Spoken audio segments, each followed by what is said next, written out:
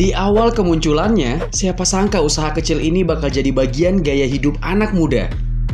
Persentuhan brand lokal dengan musisi-musisi indie bikin mereka dipakai milenial dan Gen Z. Meski popularitasnya bisa saja turun naik, brand lokal sanggup bertahan. Kemampuan bertahan inilah ciri khas dari jenis kelompok usaha kecil dan menengah. Ya, kamu mungkin sering mendengarnya, UMKM. Seperti kelompok bisnis lain, mereka juga acap diterjang krisis. Mulai dari krisis keuangan di Asia pada 1998, krisis keuangan global 2008, hingga krisis kesehatan sekarang ini. Tapi, umumnya kelompok ini punya etos layaknya Spartan. This is Sparta! Meski susah payah menghadapi krisis, mereka biasanya paling punya daya lenting. Bagaimana ya UMKM bisa bertahan? Ya kalau kami nggak jualan, kami mau makan apa? Kalau nggak jualan kan kita masih kebutuhan sehari-hari, kita kan butuh. Kita juga perlu hidup, jadi ekonomi kan tetap harus berjalan.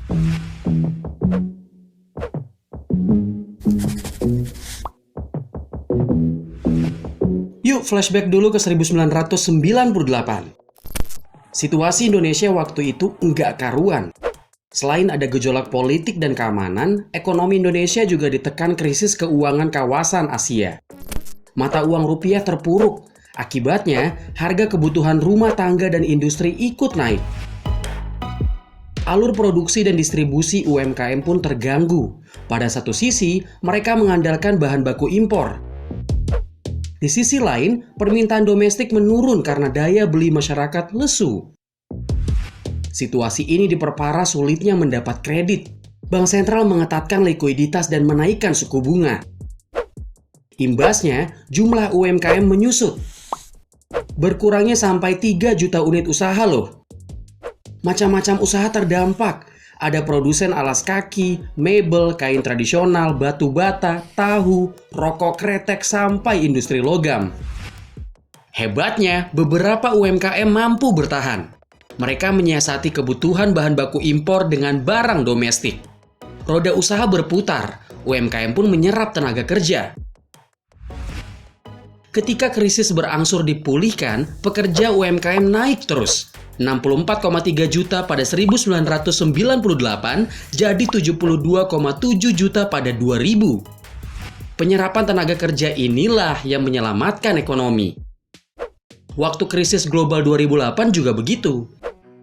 Ketika perusahaan besar di sektor keuangan kolaps, UMKM nyaris tak tersentuh krisis ini. Para pelaku UMKM malah membonceng krisis. Kuncinya, ekspor. Terus sekarang gimana? Apa UMKM bakal bisa melewati ancaman krisis di depan mata? Jawabannya bukan cuma ditentukan strategi mereka, tapi negara dan kita. Soalnya sekarang masalahnya lebih pelik. Ada 94% UMKM yang mengalami penurunan penjualan. Bahkan temuan ILO bilang bahwa 2 dari 3 UMKM mandek. Kali ini kalau UMKM nggak dibantu, mereka akan kepayahan. Pemerintah disarankan untuk memberikan insentif. Nah, kita selain harus berhemat dan menabung, mesti bantu UMKM juga dengan tetap berbelanja ke pedagang dan wirausaha kecil. Ketika khawatir dengan risiko kontak langsung, kita bisa manfaatkan marketplace. Tentu kita harus pastikan yang mau kita beli itu benar-benar produk UMKM.